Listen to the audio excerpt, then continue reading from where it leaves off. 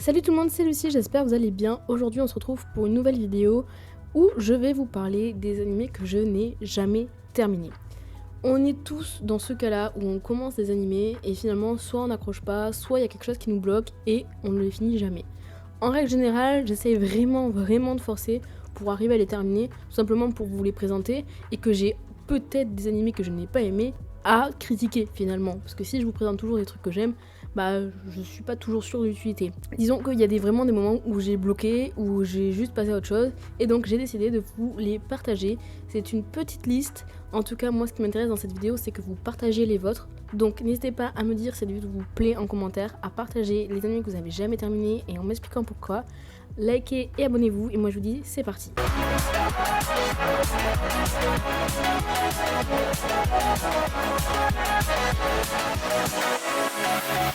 Le premier, Imura Guild, franchement, certes c'est un animé, et en fait je l'ai découvert parce que c'est présenté, en gros chaque saison, il y a Nojillion qui présente une liste d'animés qui vont sortir, et en général je me base sur ça pour vous les présenter, et également pour moi découvrir des nouveaux animés.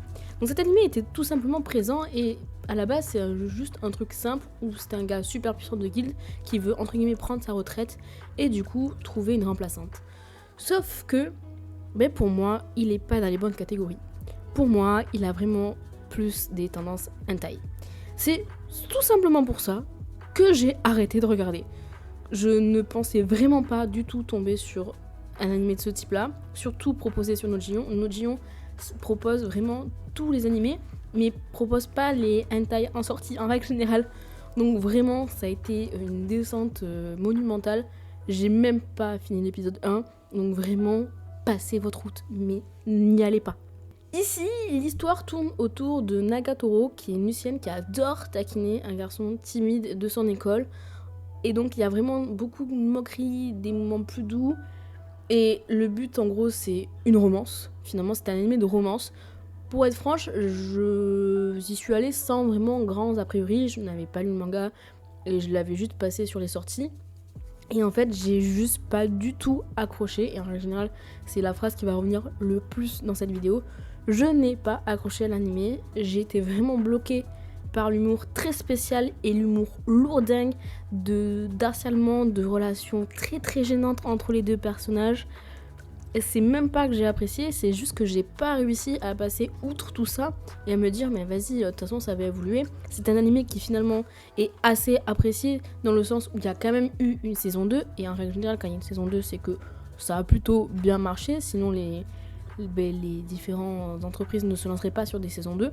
Mais en tout cas moi ça a pas du tout matché. Franchement je sais pas si vous connaissez, mais dites-moi si ça évolue au mieux par la suite, mais vraiment le début, pour y aller, pour s'accrocher, c'est dur. Pour le coup, celui-là, c'était plutôt un animé que j'avais vraiment envie de regarder. L'histoire était plutôt accrocheuse. On suit un détective spécialisé dans les phénomènes surnaturels qui enquête donc sur des phénomènes étranges liés à des créatures appelées Kemono. Donc en gros, c'est des démons. Et il va rencontrer donc un jeune garçon qui est pas comme les autres et qui est lié donc à ces différents mystères. Et en gros, dans tout l'animé, on rencontre des personnes surnaturelles avec des pouvoirs, etc. Et donc c'est un univers qui se veut plutôt sombre avec beaucoup de yokai. Jusque là moi ça me déplaît pas, mais j'ai vraiment juste galéré de ouf à m'accrocher et à m'attacher aux personnages présentés. Pour moi, suivre un animé, certes il faut que l'animation soit ok, que l'histoire soit ok, mais si j'arrive pas à accrocher avec les personnages qui nous sont présentés, que j'arrive pas à avoir la compassion, que j'arrive pas à rigoler, que j'arrive pas juste à avoir des émotions pendant mon visionnage, je n'arrive pas à suivre.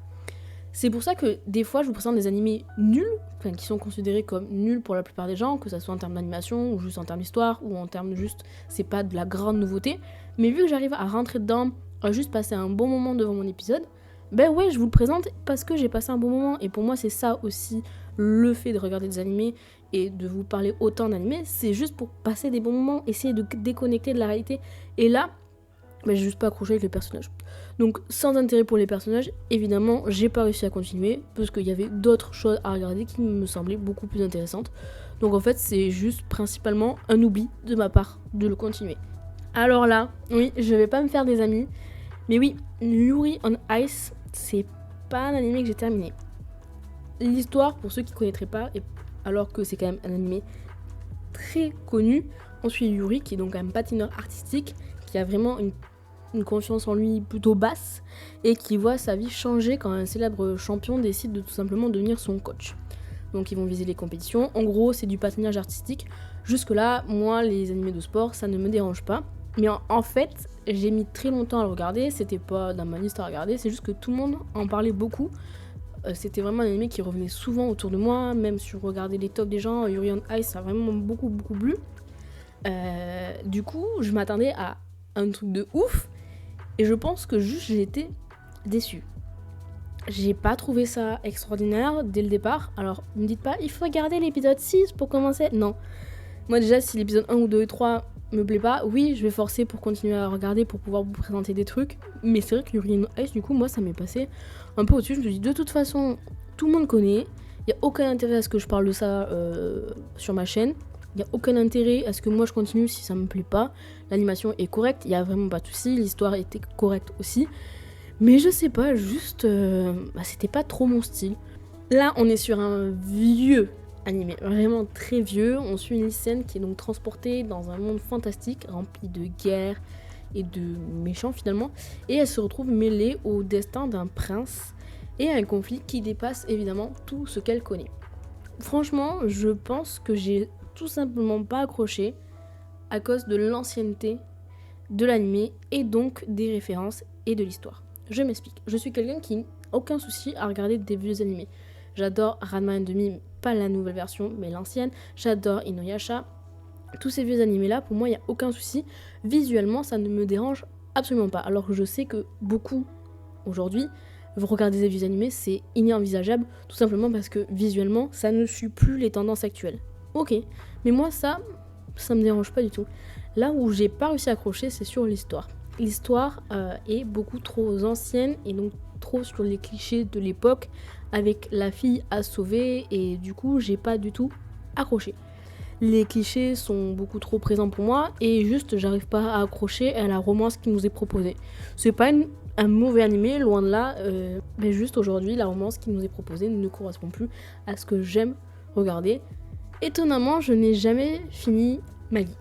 Donc pour ceux qui ne connaîtraient pas, on est dans un univers qui est totalement inspiré des contes des Mille et Une Nuits. On suit donc un jeune garçon qui s'appelle Aladdin, qui parcourt le monde avec son ami Ali Baba, qui explore des donjons, et donc du coup c'est un anime surtout rempli de magie, etc. Franchement, quand je l'ai découvert, donc j'étais au tout début de ma passion animée, c'était vraiment génial. L'univers est riche, c'est coloré. Bon, la VF est vraiment pas folle. Voilà, la voix d'Ali Baba est à revoir. Mais en vrai, j'aimais beaucoup Maggie. Et en fait, il y a beaucoup d'épisodes. Et j'ai juste décroché. J'ai pas réussi à me remettre dedans. Il y a un moment où ça devient trop complexe, trop long. Alors vous allez me dire, je regarde One Piece, certes. Mais je sais pas, Maggie, ça m'a juste fait décrocher à un moment donné. Est-ce que vous pensez qu'il faut que je reprenne parce que ça vaut le coup? Ou juste avoir vu les premiers épisodes. Les premiers épisodes, je m'entends, je me suis pas restée au 4e. Je suis allée assez loin. Ça vaut le coup ou pas? Voilà, c'est juste que je pense que j'ai décroché tout simplement par la longueur du truc, le fait que l'histoire devienne un peu trop complexe peut-être pour moi à l'époque. Et je me suis jamais vraiment replongée dedans. Donc est-ce que je loupe quelque chose? Très sincèrement, je ne pense pas. Parce que si Maggie était vraiment incroyable, j'en entendrais beaucoup plus parler. Mais c'est pas le cas. Donc je suis très contente, c'est un anime que je pourrais conseiller très sincèrement. Mais juste, aujourd'hui je l'ai pas fini. Et il est toujours en attente. Donc voilà pour cette vidéo. Ça a été une vidéo très courte. Mais j'ai adoré vous expliquer pourquoi j'avais arrêté les animés.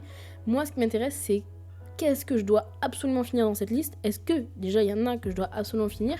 Est-ce que vous aussi vous avez des animés que vous avez jamais terminés? Je pense que la réponse est probablement oui.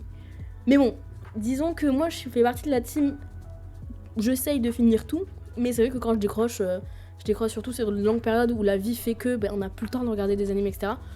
Essayer de reprendre un truc où on a 4 épisodes, non, c'est pas possible. Donc, tout simplement, j'ai hâte de lire vos commentaires. N'hésitez pas à liker et vous abonner. Moi je vous dis à la semaine prochaine pour une nouvelle vidéo.